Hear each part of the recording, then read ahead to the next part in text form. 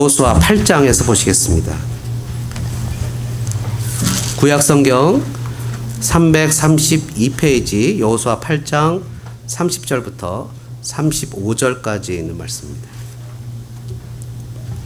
여호수아 8장 30절부터 35절까지 있는 말씀 함께 합독하겠습니다. 그때 여호수아가 이스라엘의 하나님 여호와를 위하여 에발산에 한 제단을 쌓았으니 이는 여호와의 종 모세가 이스라엘 자손에게 명령한 것과 모세 율법책에 기록된 대로 새 연장으로 다듬지 아니할 새 돌로 만든 제단이라. 우리가 여호와께 번제물과 화목제물을 그 위에 드렸으며 여호수아가 거기서 모세가 기록한 율법을 이스라엘 자손의 목전에서 그 돌에 기록하며 온 이스라엘과 그 장로들과 관리들과 재판장들과 본토인뿐 아니라 이방인까지 여호와의 언약궤를 맨 레위 사람 제사장들 앞에서 궤 좌우에 서되 절반은 그리심산 앞에 절반은 에바살 앞에 섰으니 이는 전에 여호와의 종 모세가 이스라엘 백성에게 축복하라고 명령한 대로 함이라. 그 외 여호수아가 율법책에 기록된 모든 것대로 축복과 저주하는 율법의 모든 말씀을 낭독하였으니 모세가 명령한 것은 여호수아가 이스라엘 온 회중과 여자들과 아이와 그들 중에 동행하는 거류민들 앞에서 낭독하지 아니한 말이 하나도 없었더라. 아멘. 여러분, 지난주에 우리가 나눴던 말씀은 새로운 일을 시작할 때라는 제목의 말씀을 나눴습니다. 그죠? 뭔가 새로운 일을 시작할 때 하나님께서 명령하신 세 가지가 있었다라는 얘기를 했어요. 그래서 첫 번째는 할례를 행했다. 하나님과의 관계 회복 문제를 얘기를 했고, 두 번째는 세례, 그러니까 그 유월절 예식을 통해서 예수님과의 영적인 그런 나의 구원자이심을 고백했고, 세 번째는 여호수아가 여호와의 대장과 독대하면서 기도의 삶에 대해서 이야기를 나눴습니다. 그러면 뭔가 일을 시작했단 말이죠. 시작하면서 일이 잘 될 수도 있고 일이 안 될 수도 있어요.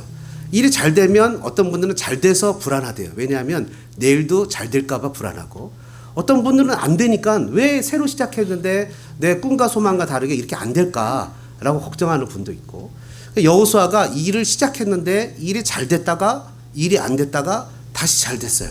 여러분, 뭔가 일이 잘 됐을 때 하나님을 찾아오는 것은 쉽지 않다고 저는 생각을 합니다. 왜냐하면 어려울 때는 뭔가 도움이 필요하니까 주님 앞에 나오는 게 쉽지만, 뭔가 잘 될 때는 사람의 마음이 쉽게 교만해지기 쉬워서 이렇게 잘 하나님께 찾아가는 것이 좀 어려울 수 있죠. 근데 지금 여호수아가 하나님을 찾아온 때는 지금 여호수아에게 가장 잘 되는 때 중에 하나거든요. 왜냐하면 아이성에서 실패했다가 다시 하나님의 은혜로 아이성을 정복할 뿐만 아니라 그 뒤에 있는 베델까지도 같이 정복하는, 그래서 하나님이 아이뿐만 아니라 베델을 동시에 정복하는 은혜를 주셨거든요. 그래서 지금 승승장구하고 있는 이 여호수아가 30마일 정도나 떨어진 그 떨어진 곳에 가서 지금 에발산이라는 곳에 제단을 쌓고 하나님 앞에 예배하면서 율법을 낭독하는 장면이거든요. 굳이 왜 뜬금없이 열심히 잘 나가서 다른 나머지 성들도 점령하는 일도 바쁠 텐데 그 바쁜 시간을 쪼개서 잘 될 때, 더군다나 잘 될 때, 뭔가 잘 될 때 이렇게 에발산이라는, 그 에발산이라는 것은 나중에 설명하겠지만 저주를 상징하는 산이거든요.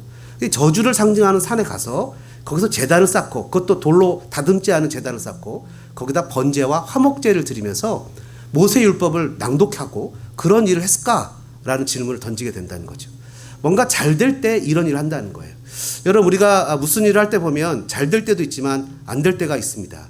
그래서 우리는 이런 잘 될 때와 안 될 때 어떻게 하면 우리가 가던 길에 새로운 일을 시작하고 나서 어떻게 우리의 자세를 정비할 수 있을까라는 것을 본문의 내용을 통해서 좀 살펴보면 좋겠다 싶고, 시작할 때 우리는 어떤 자세를 해야 되느냐라는 것은 여러분들이 교회 홈페이지에 가시면 지난주 설교가 올라가 있습니다.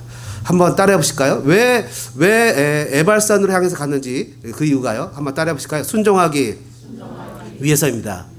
네, 첫 번째는 우리가 잘 될 때 어떤 자세를 취해야 되냐면 순종을 재점검해 봐야 된다는 겁니다. 승승장구하던 여호수아가 방향을 돌려 에발산과 그린심산으로 찾아갑니다. 에발산과 그린심산이 있고요. 이쪽에 이제 에발산이 있고 이쪽에 그린심산이 있습니다. 여기 이쪽은 민둥산이고 이쪽은 숲이 우거진 산이라고 그래요. 안 가봐서 잘 몰라요. 옛날에 그랬대요. 그리고 가운데에 여호수아가 있고 레위 지파가 있고 하나님의 언약궤를 맨 제사장들이 있습니다. 그 6지파는 에발산에, 6지파는 그린심산에 있습니다. 그래서 앞에서 여호수아가 축복의 말씀을 낭독하면 레위 지파가 그것을 큰 소리로 동시에 외칩니다. 그러면 이쪽에 이 에발산 쪽에 있는 사람들이 아니라 축복은 그림산에 있는 사람들이 또 복창을 합니다. 그러니까 이 사람들 200만 명이 넘는 사람들이 장관이겠죠. 그리고 이 여호수아가 저주의 말씀을 외치면 이 레위 지파가 또 그걸 다 소리 높여 외칩니다. 그러면 이쪽에 저주 에발산에 있는 사람들이 그것을 또 복창을 합니다. 그래서 이것을 하루 종일 이 행사를 치른 거예요. 지금 하나님 앞에서. 근데 왜 여호수아가 이런 일을 했는가? 그것은요, 이 하나님의 말씀에 순종하면 복을 받고 불순종하면 저주를 받는다는 것을 낭독을 했는데, 이것은 신명기 27장에 모세가 명령하기를 너희가 요단강을 건너가면 에발산과 그린심산 앞에 가서 이렇게 하라고 명령했기 때문입니다. 그러니까 지금 이 여호수아는 전쟁의 현장 가운데 그 모세가 명령했던 거에 대해서 순종하는 장면을 간 거예요. 그러니까 이 모세는 요단강을 건넌 후에 시므온, 레위, 유다, 이사갈, 요셉, 베냐민은 백성을 축복하기 위해 그린심산에 서고, 루벤, 갓, 아셀, 스불론, 단, 납달리는 저주하기 위해서 에발산에 서라고 합니다. 여러분 아시는 대로 모세는 가나안에 들어가지 못했습니다. 그럼에도 불구하고 이 여호수아는 모세의 명령에 대해서 순종을 하는 거예요. 이 여호수아는요, 하나님의 명령을 순종하면 복을 받고 하나님의 명령에 불순종하면 저주를 받게 된다는 것을 너무나 정확하게 알고 있었던 사람이에요. 왜냐하면 아시는 대로 갈렙과 함께 10명의 정탐꾼과 함께 여러분 아시는 대로 가데스 바네아에서 가나안 땅에 정탐을 갔잖아요.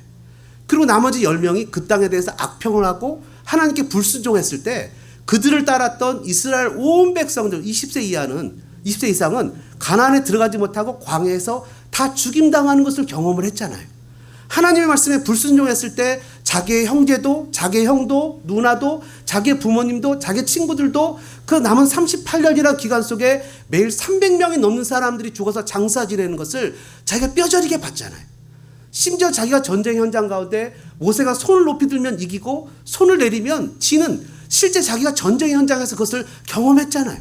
그리고 하나님의 말씀대로 여리고를 돌았더니 여리고가 무너지고 하나님의 말씀을 거역하고 아간이 그 여리고에 있는 것을 훔쳐서 아이성을 정복하고 전쟁을 했을 때는 처참하게 패하게 되는 것을 경험하고 나서는 하나님의 말씀에 순종해야 된다는 것을 너무나 확실하게 깨달았잖아요. 여러분 우리가 삶을 살아가면서 실제 성경을 통한 경험도 중요하지만 나이 드신 어르신들이 가끔 가다가 순종은 너무 중요해 라고 얘기할 때 갑자기 몸에 전율이 올 때가 있습니다. 하나님의 말씀을 듣고도 깨닫지만 주변에 있는 사람들의 간증을 통해서 우리에게 도전을 줄 때는 정말 우리가 정말 그렇구나. 그리고 옛날에 제가 우리 교회에서 피종진 목사님 한 번 오셨잖아요. 그죠? 피종진 목사님 오셔갖고 제가 그랬어요. 밥 먹으면서 이제 목사가 목사님한테 설교를 주문하지는 않지만 개인적으로 얻을 수 있겠잖아요. 그분 한 교회를 40년을 넘게 섬겼잖아요. 개척을 하면서 지금까지 40년을 넘게 교회를 섬기면서 목사님, 그럼 어릴 때부터 애들이 자라서 성인이 되고 장년이 되는 걸 다 보셨겠네요. 봤다는 거예요. 결혼식도 시키고 수없이 많이 봤다는 거예요. 그러면 하나님의 말씀에 순종하는 자와 순종하지 않는 자의 모습도 실제로 보셨겠네요. 본인이 봤다는 거예요. 그래서 비록 힘들고 어렵지만 순종하는 사람들이 어떻게 되는 블레싱을 본인이 확실히 봤다는 거예요. 그러니까 증인인 거죠. 40년 동안 여호수아가 그걸 봤어요.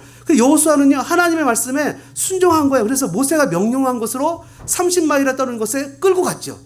여러분 여호수아 11장 15절과 23절은 여호수아가 모든 것을 하나도 행하지 않은 것이 없다고 기록하고 있다는 거예요.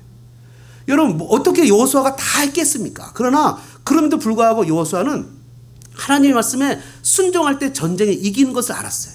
아이성에 패배했죠. 그 후로 여호수아는 패하지 않았습니다. 여러분 우리가 하나님 인생을 살면서 실수할 때 있잖아요. 그렇죠? 우리가 과거로 돌아갈 수 있으면 얼마나 좋겠습니까? 지난주에 그런 얘기 했잖아요. 우리가 과거로 돌아가지 못했기 때문에 가보지 않은 길을 갈 때는 말씀을 따라가야 된다. 여호수아 3장에 너희가 그 길을 가보지 않았기 때문에 말씀을 따라가라, 언약궤를 따라가라고 얘기한 것처럼 가보지 않은 길을 가기 때문에 과거의 실패를 다시 한번 되돌려서는 안 되잖아요. 과거의 잘못을 돌이킬 필요는 없잖아요. 그죠? 그러니까 우리가 하나님의 말씀을 따라가는데 여호수아는 아이성의 패배를 통해서 다시는 하나님의 말씀에 불순종하는 그런 잘못된 일을 범하지 않는다고요. 그는 앞으로는 백전백승하게 됩니다. 성경 전체를 통해서 순종이 얼마나 중요한지에 대해서 강조하고 있어요. 여러분 혹시 우리의 인생에 있어서 일이 잘 풀리십니까? 그러면 더 순종하시기를 주님의 이름으로 축복합니다. 혹시 일이 꼬여서 어렵습니까? 그러면 내가 하나님 앞에서 순종의 문제가 꼬였다는 것을 고민하면서 순종의 길을 한번 되돌려 보십시오. 애초에 모든 것에 대해서 무조건 노를 하는 아이들이 있어요. 아니요, 싫어요. 아니요, 싫어요. 근데 애들 중에서 어떤 애들은요, 그냥 시키면 아무 말 없이 하는 애들이 있어요. 순종을 한번 따라해 보실까요? 순종은 타고나는 것이 아니라 훈련입니다. 순종은 훈련이죠. 가끔 가다가 부모님들이 우리 애는 왜 이렇게 말을 안 들어요? 그러면 제가 말을 못해서 그렇지 여러분 아시잖아요. 누가 말을 안 들어요? 순종을 보고 배우는 거니까, 그죠? 여호수아는 누구에게 배웠겠습니까? 모세에게 배운 거예요. 여호수아는 모세에게 철저하게 배운 거예요. 순종이란 뭔지를 배운 거예요. 하나님 앞에서 그 순종을 받으면, 순종을 하면 어떤 복을 누린다는 것을 배운 거예요. 그러니까 여러분, 저와 여러분이 하나님 앞에서 순종을 배울 수 있는 롤모델이 있어요. 누구죠? 예수님입니다.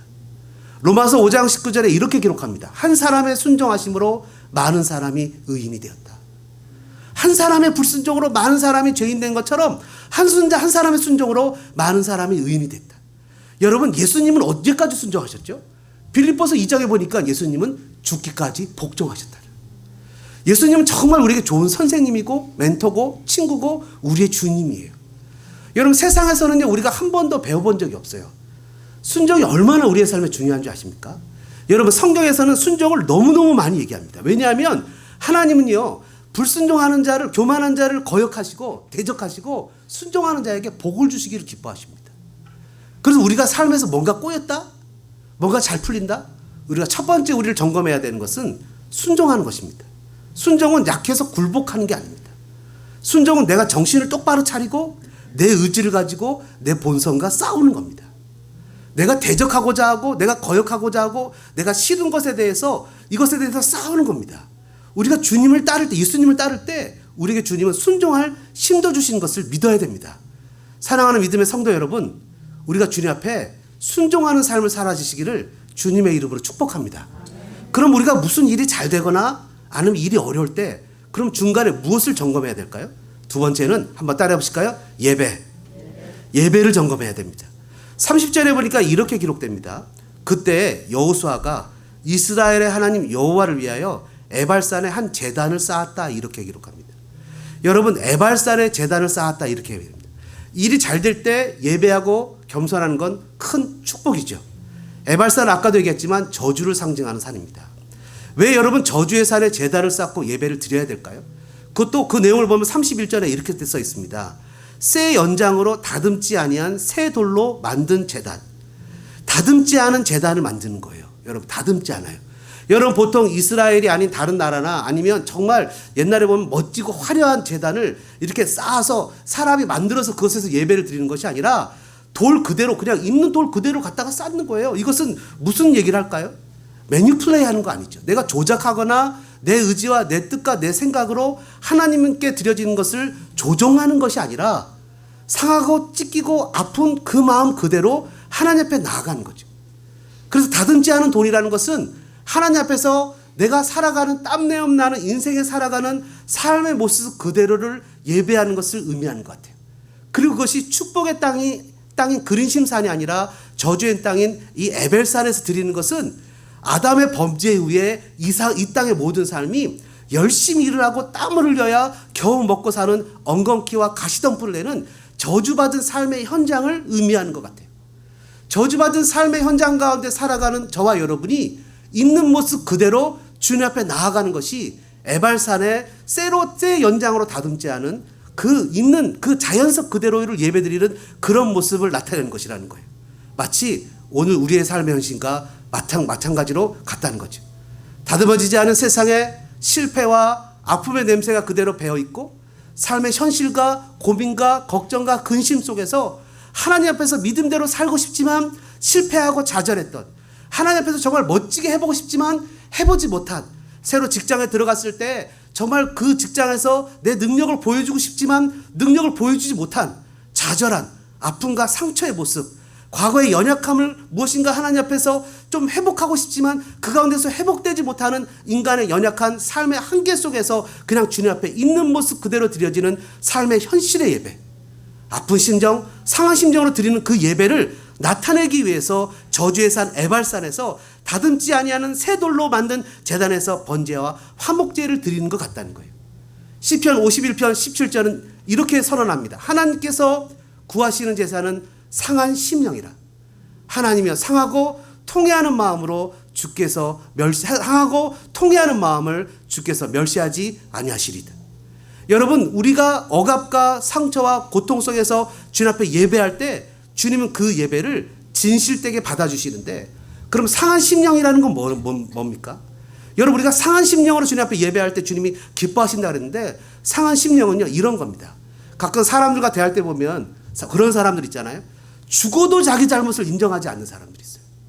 이거 무조건 남의 탓만 하는 사람이 있어요. 내가 고난을 당하는 건 남의 탓이라는 거예요. 그리고 내가 이렇게 어려움을 겪는 건 누구 때문이라는 거예요. 과거의 아픔과 상처와 누구 때문에 이런 고난과 아픔을 당한다는, 그러면서 자신의 잘못과 실수를 인정하지 않는 거예요. 하나님을 만났으나 하나님 없이 살았던 야곱과 같은 사람이. 야곱은요 하나님을 만났지만 하나님을 만난 장소에 대해서 돌아가지 않았고 회피해요. 그러나 여러분, 상한 심령은 어떤 사람이냐면 자기의 잘못을 그대로 깊이 통회하고 울고 뉘우치는 사람이에요. 내가 이런 실수를 했지, 내가 이런 아픔을 했지. 그런 사람이, 대표적인 사람이 누구 있습니까? 바로 바울이에요. 바울은 예수 믿는 사람을 잡아 죽이기 위해서 다마스커스로 가는 도중에 예수님을 만났어요. 그것이 창피하고 부끄러운 공간이지만, 장소이지만 그는 많은 사람들한테 간증할 때마다 다마스커스를 얘기해요. 내가 주님을 핍박했던 사람입니다. 내가 과거에 이런 죄인이었어요. 죄인의 개수였어요. 나는 정말 나쁜 사람이었지만 하나님 나를 구원해 줬어요. 그러나 야곱은 그러고 싶지 않아요. 체면에 문제가 있고 자기 체면을 회피하고 싶지 않아요. 드러내고 싶지 않아서 회피하는 거예요. 하나님을 만났지만 하나님 없이 살았던 인생이죠. 상한 심령은 누구죠? 주님, 저는 연약합니다. 주님, 저는 죄인입니다. 주님, 저는 제 능력으로 살아보려고 애쓰지만 무엇인가 되지 않는 그런 연약한 심령입니다. 여러분, 에발산에서 예배를 드렸다는 것은요 바로 예수 그리스도의 십자가를 상징하는 것 같아요. 여러분, 예수님이 하루는요 저주의 땅이라고 여겨졌던 이스라엘 사람들이 상종하지 않았던 사마리아 지역으로 가신 적이 있어요. 사마리아 지역에서 정말 자기는 인생에서 저주를 받았다는, 정말 여러 남편들 사이에서 대접받지 못하고 결국 사람들의 눈을 피해서 한 더운 낮에 우물에 물을 길러왔던 한 여인을 주님이 친히 찾아가셨어요. 그리고 그 여인을 만났을 때 그 땅은, 저주받았다는 사마리아 땅은 축복의 땅이 되었고, 정말 자기 인생은 저주받았다고 여겼고 사람들을 피해 다녔던 여인은 복받은 여인이 되었어요. 바로 그것이 에발산에서 번제를 드렸던 여호수아처럼 오늘날 저와 여러분이 골고다의 언덕에 오르신 예수 그리스도를 붙잡게 될 때 우리의 삶에 우리의 그냥 황무지와 같은 황량한 저주와 같은 삶이 복받은 축복의 땅으로 바뀌게 되는 역사를 경험하게 될 것이라는 거죠. 뭔가 얽히고 설키고 무엇인가 일이 잘못 풀려나가고 무엇인가 아니라고 여겨질 때 하나님 앞에서 내가 어떤 모습으로 예배를 드리고 있는지를 점검해 봐야 된다는 겁니다. 예수님께서는 그 여인에게 말씀하셨어요. 이 산도 아니고 예루살렘도 아니고 사마리아에게는 말씀하시기를 아버지께 참으로 예배하는 자들은 영과 진리로 예배할 때가 오나니 곧 이때라. 언제죠? 예수님을 만날 때예요. 아버지께서는 자기에게 이렇게 예배하는 자들을 찾으시니라. 하나님은 영이시니 예배하는 자가 영과 진리로 예배할지니라. 영과 진리는 뭐죠? 바로 예수님 앞에서 주님, 저는 브로큰한 깨진 심령이에요. 나는 죄인이에요. 예수님의 십자가 없이는 나는 하루도 존재할 수 없는 얼마나 무능하고 잿덩어리인지 몰라요. 나를 인식하고 주님의 십자가를 붙잡고 주님의 보혈의 공로로 속죄함을 받기를 간절히 원하는 마음으로 드려지는 그 다듬지 않은 돌로 드리는 예배가 바로 그런 예배라는 거예요. 여러분, 저와 여러분의 예배가 그런 예배 되어지기를 주님의 이름으로 축복합니다. 여러분, 삶의 현장 가운데 예수 그리스도를 붙잡고 나를 부인하는 거예요. 나를 철저하게 부인하는 거예요. 나는 죄인이에요, 주님. 내 마음과 내 뜻대로 살아가는 나를 부인하고 아버지, 나는 주님을 따라가기를 원해요. 주님, 나는 연약해요. 나는 부족해요. 있는 모습 그대로 주님 앞에 나는 나가기를 원해요. 주님, 나는 세상에서 냄새나고 나는 세상에서 땀내나는 그런 현장 속에서 주님의 말씀대로 살고 싶었지만 그렇게 살지 못해서 좌절하고 넘어져서 상처투성해요, 주님. 그러나 내 모습 이대로 주님 받아주시겠어요? 저는 똑바로 보고 싶어요, 주님. 똑바로 보고 싶지만 똑바로 보지 못해요. 똑바로 걷고 싶어요. 그 전용대 목사님은 소아마비시잖아요. 똑바로 걷고 싶어요, 주님. 그것만 부르면 눈물이 난다는, 눈물이. 그래서 자기는 그렇지만 이 모습이라도 주님 받으신다면 주님 앞에 가고 싶다는 찬양을 하잖아요, 그죠? 여러분, 그것이 상한 심령이라는 거죠. 여러분, 사랑하는 여러분, 우리의 모습 그대로 주님께 구하고 예수님의 십자가를 힘입어 주님 나를 불쌍히 여겨주세요라는 상한 심령의 예배 드릴 수 있는 저와 여러분 되어지기를 주님의 이름으로 축복합니다. 여러분, 마지막 세 번째로요, 말씀에 심써야 됩니다. 한번 따라해 볼까요? 말씀에 심써야 됩니다. 여러분, 오늘 본문에 보니까 31절에 이렇게 표현합니다. 모세 율법책에 기록된 대로 써 있죠. 또 32절에도 모세가 기록한 율법을 돌에 기록하되, 또 34절과 35절에도 율법책에 기록된 모든 것대로 축복과 저주하는 율법의 모든 말씀을 낭독하였으니, 35절에 낭독하지 않은 말이 하나도 없었더라. 이 말씀은요, 신명기 27장에 있는 말씀입니다. 27장, 28장, 29장, 30장에 있는 말씀일 거예요. 근데 그 말씀을 읽어보면요, 여러분, 이게 오늘 본문에 보면 여호수아가 그것을 다듬지 않은 돌에 새기고 있어요. 생각을 해보세요. 200만 명이 넘는 그 사람들이 지금 쫙 서 있습니다. 이 여호수아가 그것을 앞에 서서 새기고 있어요. 마음에 새기고 있는 거예요. 남녀노소 할 것 없이 다 서서 예배를 드리고 있는데, 그걸 마음에 새기면서 그 말씀을 새기고 있는데, 그 말씀이 어려운 말씀이 아니에요. 하나님 우리에게 축복을 주겠다는 말씀이 막 어려운 말씀이에요. 지난번에도 얘기했지만 전 재산을 다 팔아라, 라오스에 선교사로 가라, 이런 말씀이 아니에요. 어떤 말씀인지 아십니까? 우상 섬기지 마라, 가난한 자 함부로 여기지 마라, 외국인들, 객들, 나그네들, 그 사람들 등치지 말아라, 그리고 도덕적, 성적으로 타락하지 말아라, 그리고 윤리적으로 잘 살아라. 여러분, 이미 여러분들 다 지키고 있는 말씀이잖아요. 그렇죠? 하나님 앞에 다 이런 말씀이에요. 하나님 우리에게 어려운 말씀 주시는 것이 아니라 우리가 지킬 수 있는 말씀을 주시는 거예요.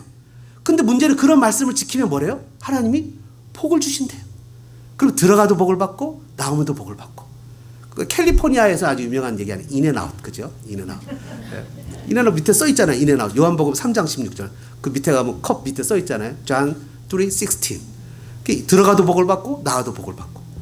여러분, 하나님의 말씀에 복을 받는다는 거예요. 여러분, 그 티핑 포인트라는 말 들어보셨습니까? 티핑 포인트. 티핑 포인트는요, 이 역동이 하나, 둘, 셋, 넷, 5개가 이렇게 모여요. 역동이, 에너지가 모이는데 이게 아무 효과가 나타나질 않아요. 역동이 아무 효과가 나타나지 않는 역동이 하나하나 모여. 여러분, 물을 끓이면 1도, 2도, 3도, 4도 올라가요. 올라갈 때마다 물은 끓지 않아요. 그때 1도, 2도, 3도, 4도 올라가요. 계속 올라가요. 90도, 91도, 95도, 97도, 99도까지 가만히 있어요. 티핑 포인트는 100도가 딱 돼야 물이 끓어요. 그 전까지는 아무 반응이 없어요. 하나님의 말씀을 묵상하는 것이 이런 것이라는 거예요. 하나님의 말씀을 묵상하는 건 그날 아무 효과가 안 나타날 수 있어요. 그냥 말씀을 10분, 15분 묵상하고 그냥 끝일 수 있어요. 하나님의 말씀, 주일날 와서 예배 드리는 게, 한 주 드리고 한 주 안 드리는 게 나한테 아무 문제가 아닐 수 있어요. 그냥 넘어갈 수 있어요. 근데 이게 우리 삶의 티핑 포인트가 된다는 거예요. 기적은 하루아침에 일어나지 않아요. 기적은 나의 삶에서 말씀으로 하루하루 살아갈 때 지금은 아닌 것 같지만 그 말씀을 매일 10분, 15분 하는 큐티가 재미도 없는 것 같고, 그게 무슨 바쁜데 의미가 없을 것 같은 수요예배 모여서 말씀을 공부하고 말씀의 은혜를 나누고 하는 것이, 목장 모임에 모여서 말씀을 나누고 모이는 것이, 새벽 예배 와서 기도하고 말씀을 나누는 것이 아무것도 아닌 것 같지만 그게 티핑 포인트가 된다는 거예요. 그래서 어느 순간 상상할 수 없는 폭발력으로 나온다는 거예요. 그래서 우리는 기적이라고 표현하는 거죠. 여러분, 저는 여러분들의 삶이 그런 티핑 포인트의 삶이 되어지시기를 주님의 이름으로 축복합니다. 여러분, 우리의 삶은 그런 거예요. 제가 여러 번 얘기하잖아요. 인생에 있어서 말씀을 가지고 하루 살며 또 하루 살고 하루 살더니 오늘 5년 10년 뒤라서 뒤돌아봤더니 내 삶이 어떻게 이렇게 바뀔 수 있지? 내 삶이 어떻게 이렇게 바뀌었지? 생각을 해보니까 내가 과거에 정말 사업에 뱅크럽이 돼서 힘이 들고 어려워서 앞으로 어떻게 사나 근심 걱정하고 살 집도 없고 고민하고 걱정했는데 살 집이 있고 직장생활하고 살아가고 먼슬리 페이를 내고 집도 갖게 되고 하나님 직분도 주셔서 교회에서 섬기고 은혜를 누리고 내가 언제 이렇게 됐지? 이런 게 우리의 삶에 나도 모르게 나타나는 티핑 포인트라는 거예요. 여러분, 지금 여호수아가 얘기하는 게 이겁니다. 하나님 앞에서 하나님을 잃어버리지 말고 살자는 거예요. 여러분, 얼마 전에 시애틀에서 목회자 아버지 학교가 열렸습니다. 목회자 아버지 학교가 열리는데 제가 목회자 아버지 학교에 가진 않았지만 3명의 목사님을 추천했어요. 그분들이 가서 인터뷰를 하는데 다 얘기를, 내가 LA의 소망장로교회 성요셉 목사님 추천을 여기왔습니다. LA 소망장로교회 성요셉 목사님 추천을 여기왔습니다. 따라서 LA 소망교회 성요셉 목사님 추천을 왔습니다. 거기 한 분이 저한테 연락을 왔어요. 목사님이 LA에 있는데 마치 시애틀에 있는 느낌을 받았어요. 목사님이 이 현장에 같이 있다는 생각을 가졌어요. 오시진 않았지만 이 사람들을 다 추천해서 보내신 걸 보고 성 목사님이 이 자리에 있다는 느낌을 받았어요. 그게 부재중 임재입니다. 가지 않아도 있는 것과 같아요. 여러분, 하나님의 말씀을 묵상하는 건 이런 것과 똑같습니다. 하나님의 말씀을 묵상하면 예수님이 지금 어디 계십니까? 하나님 보좌 우편에 계시잖아요. 우린 지금 어떤 마음으로 살아갑니까? 다시 오실 예수님을 기다리면서 살아가잖아요. 그 예수님이 지금도 내 옆에 계신 것을 성령님이 알게 하시잖아요. 그래서 말씀을 묵상하는 건 부재중 임재입니다. 옆에 계시지 않지만 계시는 것처럼 살아가는 겁니다. 사랑하는 믿음의 동역자 여러분, 우리가 이민의 삶을 살아갈 때 잘 될 수도 있고 잘 안 풀릴 수도 있습니다. 그럴 때 우리가 하나님 앞에서 우리 자신을 점검하는 그런 믿음의 사람이 되어지길 원합니다. 우리가 하나님 앞에 순종하는지, 예배자로 서 있는지, 말씀을 묵상하는 삶을 서 있는지, 그런 모습을 통해서 잘 되시는 성도님들은 더 잘 되시기를 축복합니다. 무엇인가 얽혀있고 꼬여있는 분들은 예수 그리스도의 이름으로 풀어지기를 축복합니다. 그래서 우리의 삶에 하나님 은혜가 충만하게 누리는 저와 여러분 되어주시기를 주님의 이름으로 소망합니다. 이 시간에 말씀 생각하시면서 같이 한번 기도하는 시간을 갖겠습니다. 주님, 제 마음에 은혜를 주세요. 저의 삶을 점검하게 도와주세요. 하나님, 마치 여러분 하프타임이라는 책이 있잖아요. 하프타임이라는 것처럼 전반전을 열심히 뛰고 후반전을 뛸 때 전반전의 잘못을 점검하고, 그리고 전반전에 대해서 후반전에 대해서 뛸 때 새로운 계획을 세우고 목표를 세우는 것처럼, 하나님, 전반전에 내가 실수하거나 잘못한 것이 있다면 이제 에발산에 올라가겠습니다. 예수님의 십자가를 붙잡겠습니다. 이제는 후반전을 뛸 때는 전반전과 같은 실수를 하지 않겠습니다. 하나님께 순종하겠습니다. 가보지 않은 길을 걸어갈 때 말씀을 묵상하며 그 길을 걸어가겠습니다. 예수님을 붙잡고 상한 심령으로 예배자로 서겠습니다. 주님, 예배가 행복하게 하시고 예배가 즐겁게 하시고 예배 속에 서는 사람이 되게 도와달라고 이 시간에 순종과 예배와 말씀 묵상을 놓고 주님 앞에 다짐하는 기도, 하나님 이 시간에 2-3분 정도 같이 소리내서 기도하겠습니다. 사랑의 아버지 하나님, 은혜와 사랑에 감사합니다. 이 시간에 사랑하는 성도들을 주님의 이름으로 축복합니다. 이민의 삶을 살고 있습니다. 결코 호락호락하거나 만만치 않은 삶을 살아가고 있습니다. 이 삶을 살아가고 있는 사랑하는 성도들, 정말 다람쥐 쳇바퀴 돌듯이 살아가는 삶 중에서 전반전의 삶을 잠시 멈춰서 에발산에 있는 예수 그리스도의 십자가를, 골고다에 있는 예수 그리스도의 십자가를 바라보면서 돌로 다듬어지지 않아 있는 모습 그대로의 나의 모습을 가지고 주님 앞에 나아가기를 원합니다. 그래서 예수님을 붙잡기를 원합니다. 그 예수님이 순종의 롤모델을 보여주신 것처럼 누구든지 나를 따라오려거든 자기를 부인하고 제 십자가를 지고 나를 따라오라는 말씀처럼 나를 부인하는, 날마다 나를 부인하고 싸우면서 주님 앞에 나를 훈련시키고 주님을 따라가는 삶의 훈련을 갖기를 원합니다. 그래서 예배자로 서기를 원합니다. 주님 앞에 진정한 예배자로 서기를 원합니다. 예배하는 것이 즐거우며 나의 상한 마음을 그대로 자신의 가슴을 치며 회개하는 그런 하나님 두렵도를 주님 앞에 드렸다는 가문처럼 자신의 전부를 주님 앞에 드리며 하나님 내 마음 내 모습 이대로 주님 앞에 왔습니다. 주님 상하고 찢긴 심령 그대로 왔습니다. 세상의 냄새를 하는 심령 그대로 왔습니다. 실패와 좌절과 아픔을 가지고 왔습니다. 주님 나를 받아주시고 아버지 나를 회복시켜달라는, 마치 탕자처럼 화랑방탕에서 돌아온 탕자처럼 주님 앞에 자신의 전부를 내어놓고 주님 앞에 있는 모습 그대로 섰을 때 주님이 우리를 품어주시고 안아주시고 주님을 이렇게 안아주시는 아버지의 모습으로 우리 받아주시는 그 주님 앞에 다시 한번 회복되어지는 역사가 나타나기를 원합니다. 하나님, 우리가 결심합니다. 이제 말씀을 멀리하지 않겠습니다. 날마다 말씀을 5분이든 10분이든 15분이든 말씀을 묵상하겠습니다. 말씀 안에서 살아가겠습니다. 티핑 포인트가 될 때까지 1도, 2도, 3도, 4도 온도를 높여가겠습니다. 그래서 물이 끓듯이 100도가 되었을 때 하나님의 놀라운 기적이 우리의 삶에 나타나 뒤를 되돌아볼 때 내가 마치 다윗이 고백했던 것처럼 하나님, 내가 무엇이간데 나를 이렇게 축복하셨습니까? 하나님, 내가 무엇이간데 우리 집을 이렇게 복을 주셨습니까? 라고 고백할 수 있는 하나님 이름의 신앙이 되어지길 원합니다. 하나님, 사랑하는 성도들을 돌봐주옵소서. 하나님, 사랑하는 성도들에게 은혜를 주시옵소서. 아버지, 사랑하는 성도들의 마음에 주님의 사랑을 부어주시옵소서. 그래서 하나님, 에발산에 그 저주의 산에 하나님 열심히 일해도 겨우 먹고 사는 삶의 현실 가운데, 가시던 물가가 엉겁기를 내는 삶의 실제 가운데 다듬지 않은 나의 모습 있는 그대를 주님 앞에 내어놓으며 주님의 피 묻은 십자가를 바라보고 주님을 붙잡고, 주님 나 좀 도와달라고, 주님 제발 나를 살려달라고, 주님이 아니면 안 된다고 고백하며 있는 모습 그대로 나가는 자신의 가슴을 치며 자신을 나를 죄인이라고 불쌍히 여겼던 세리처럼 하나님 두렵도를 바친 과부처럼 주님 나를 불쌍히 여겨달라고 외치는 우리들을 불쌍히 여기시고, 날마다 주님 우리가 말씀을 붙잡고 이끌 때 말씀을 깨닫는 은혜를 주시고 말씀 가운데 만나주시고 말씀 가운데 우리에게 주님 말씀하셔서 주님의 뜻을 간직한 채 하나님 이민의 삶을 살아가고 더 이상 우리에게는 엉겅퀴와 가시덤불과 돌짝밭과 하나님 가시밭이 없이 하나님 아버지 민들민들한 밭이 없이 옥토밭이 되어서 날마다 주님과 동행하여 30배, 60배, 100배의 결실을 맺어지는, 그래서 아담의 저주는 끊어지고 예수 그리스도의 십자가의 능력으로 말미암아 하나님 모든 체인이 끊어져서 모든 컬스가 끊어져서 예수 그리스도 안에서, 예수 안에서 모든 것이 정죄함이 없는 놀라운 축복의 삶을 살아가는 저희들 되어지게 주님 도와주옵소서. 주님 도와주옵소서. 아버지 사랑합니다. 아버지 경배합니다. 아버지 채워주소서. 당신의 사랑으로.